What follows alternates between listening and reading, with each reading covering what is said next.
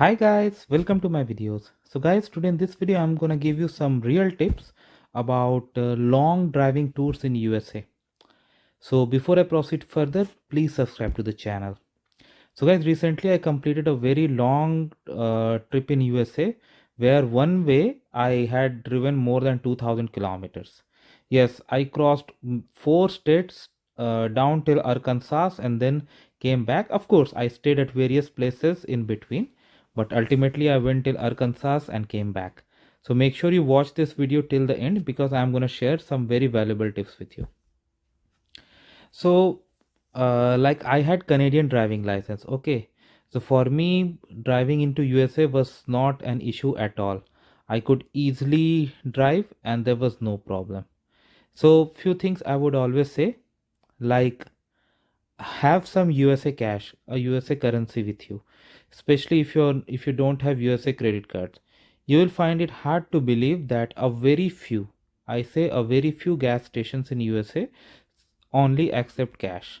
So if you have to encounter one of those and you don't have cash, that's not a situation you would like yourself to be, right? So have that with you. Okay, now when it comes to driving in USA and you have Canadian driving experience, then trust me guys, driving in USA is much simpler and you will find much better drivers, and you'll not find them driving like here people drive on 401 like a Formula 1 racing track. No, not like that. People obey traffic rules much more than you find that in Canada. But again, you got to be careful, especially when you are in a different country.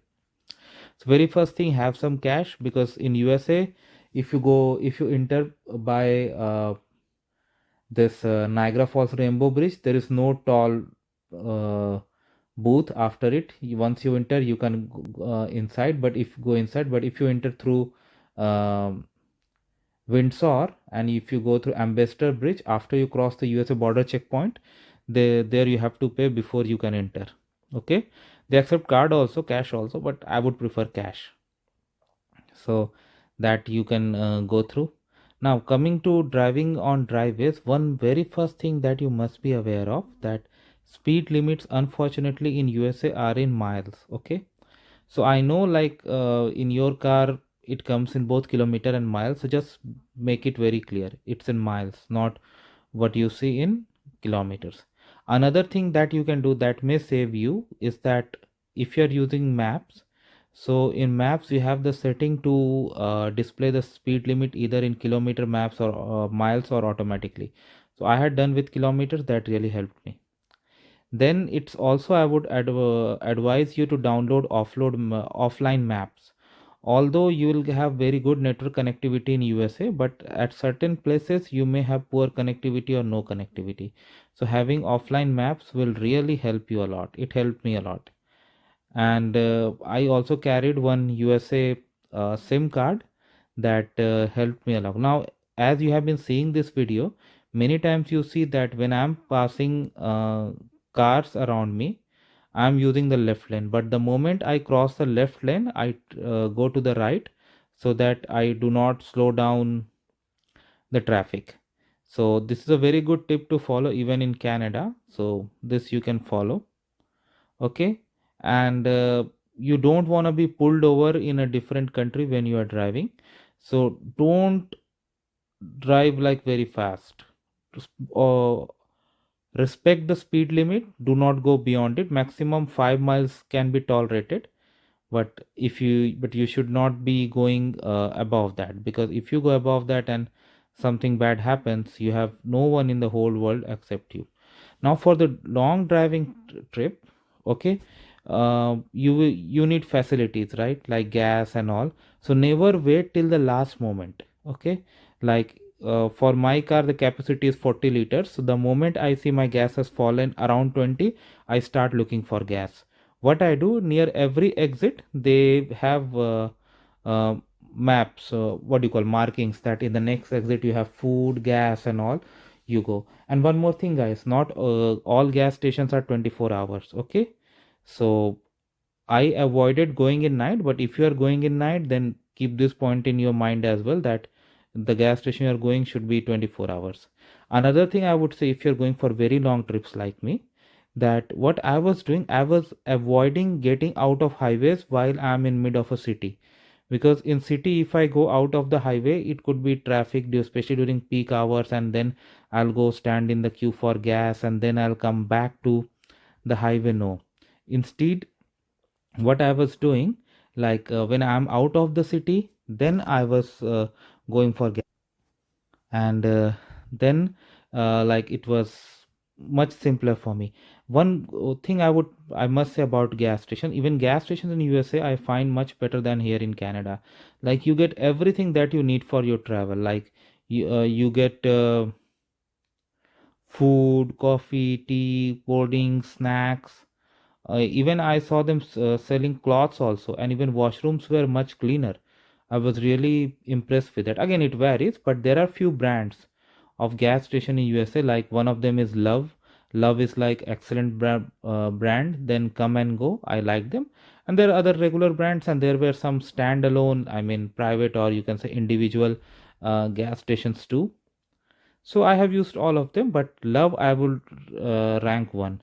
Very good service. Like when I say service, like facilities, so like these are self-served, so anyway you have to do it yourself.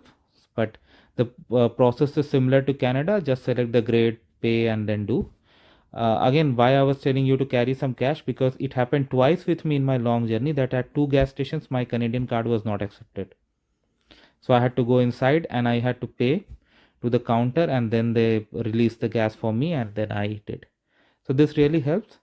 And more of, if you're out of the town, out of the major cities, and somewhere in highway you are buying the gas, then again you have some sort of comfort feeling that because generally criminal activities happen in the city, somewhere down the highway gas station you don't feel much, right? Okay. And of course you will see a lot of rest areas where you can take rest, but gas station I did not find any. But yes, children play area on automated vendor machines, washroom, these things I found.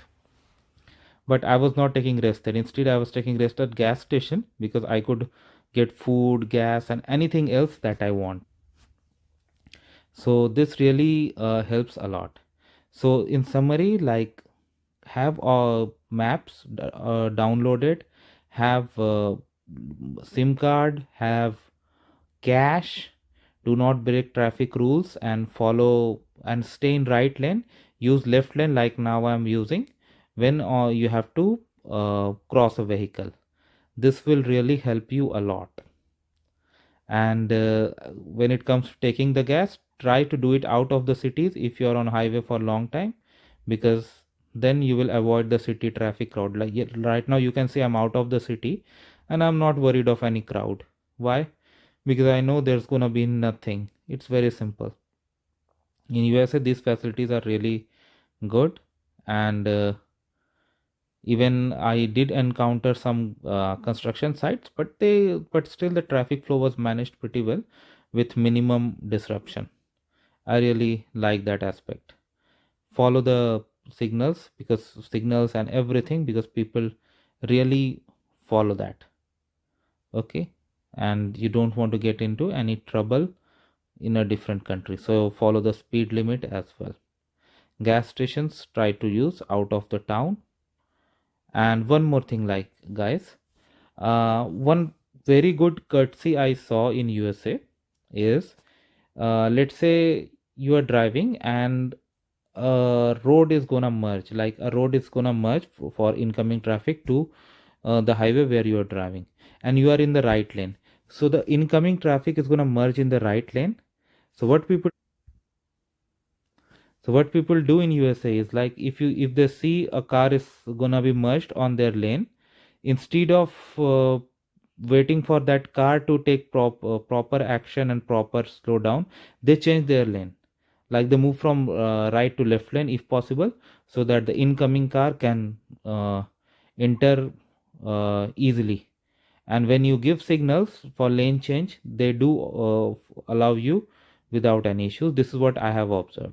So this is what I want to tell you guys. So thanks for watching this video, guys. Please subscribe to the channel. Let me know how it appeared to you. Thank you.